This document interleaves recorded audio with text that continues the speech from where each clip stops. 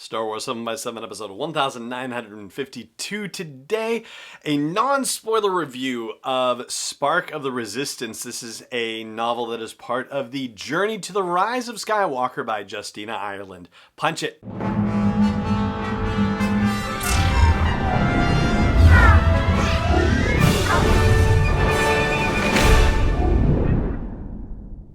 Hey Rebel Rouser, I'm Alan Voivod and this is Star Wars 7x7. Thank you so much for joining me for this episode. So we're starting to have some of the details filled in about the time space in between The Last Jedi and The Rise of Skywalker, and it's coming through media like TV, for example, with the Star Wars Resistance TV series. It's also coming through comic books, like with the Allegiance limited series, which we haven't talked about yet on the show here, but we will. And also in books, and that includes Resistance Reborn and Force Collector, which we will be talking about in due course. But for now, we're going to be talking about Spark of the Resistance, which also takes place in that time space between The Last Jedi and The Rise of Skywalker. Now, Spark of the Resistance is a junior novel. It's not a full-blown adult novel. So if you decide to go read that, keep that in mind.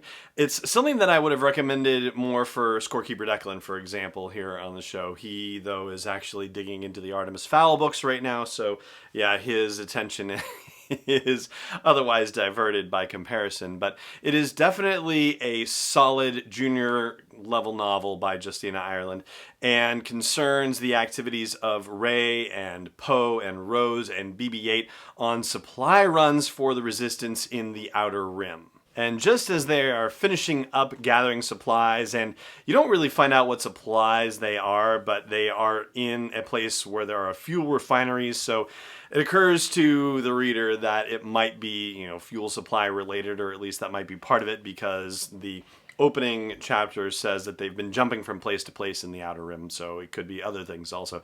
They intercept a distress call from a planet Minfar, and they go to investigate, and all sorts of shenanigans ensue as a result. Naturally, the First Order is going to be involved in this too, and there's rumor about a legendary weapon that is somewhere hidden on the planet Minfar, which could end up turning the tide of the war, or could certainly have a very strong effect on the war, one way or the other. And let's just say that yeah, depending. Again, this is the non-spoiler version of the podcast, so, I'll leave it at that.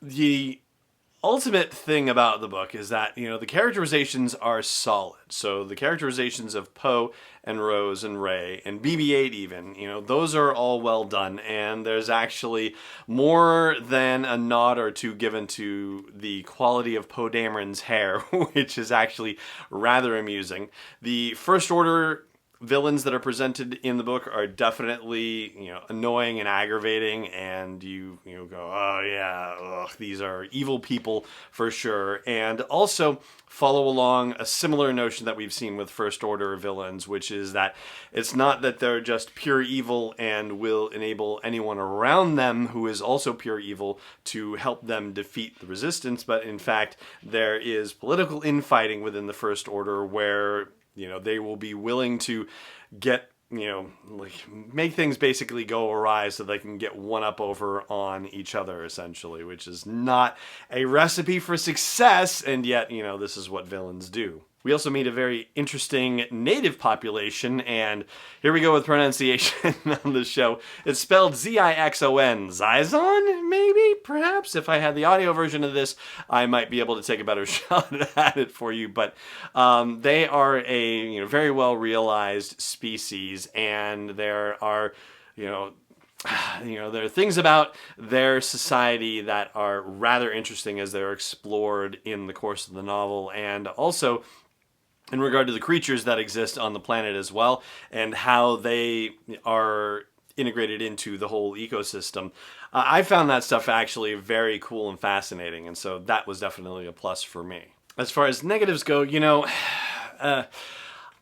And I guess this is almost like a backhanded compliment in a way. I wish the novel were longer, ultimately, because I feel like the resolution of the story was handled a little bit too quickly. Like, basically, Acts 1 and 2 were very well developed, but that the final resolution of the conflicts that were set up happened a lot more quickly than I would have desired, or that I, felt like, oh, geez, it felt like it was a bit just, handled too quickly, essentially, and too easily. And so I wanted a little bit more out of that, which basically just meant that I was enjoying the story and I felt like there was room to do more with it. So, it's not necessarily, a complaint more than an expressed desire for more from what we were given.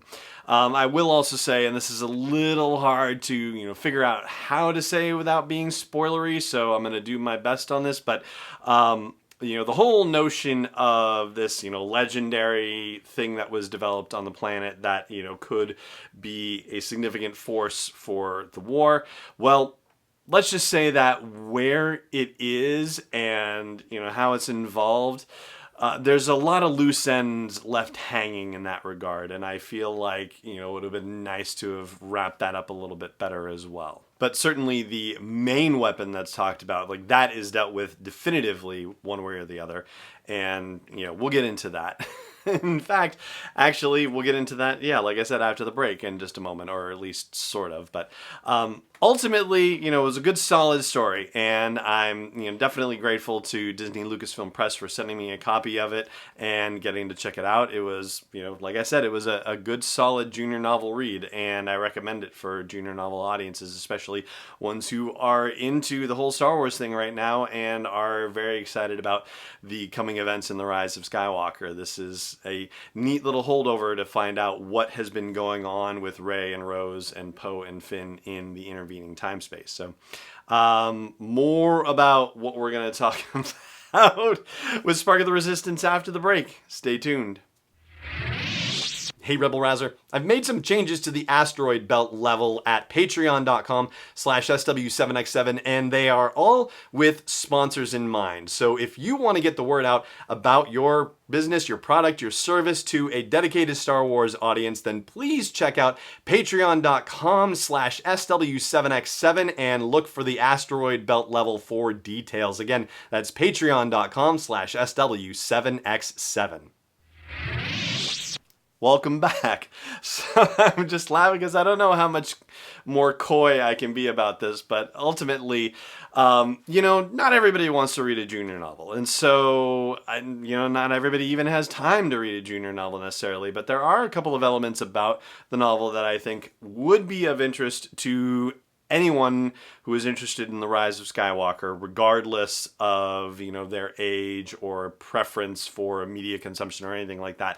And so there is going to be a spoiler version of the podcast where I talk about all the details about Spark of the Resistance that I think you would be interested in knowing, especially if you're a person who, is just not going to read it, basically. So just to hit the highlights of what you would probably want to know, that's the sort of thing I'm going to share in tomorrow's episode of the podcast. So that's what we've got coming up, and that's the bush around which I've been beating, if you will. But for today, that is going to do it. Again, if you have kids that are interested in Star Wars stuff who are reading at the junior grade novel level, then I think Spark of the Resistance, I should say, is a solid read for them, and I think they're going to enjoy it. So there you go.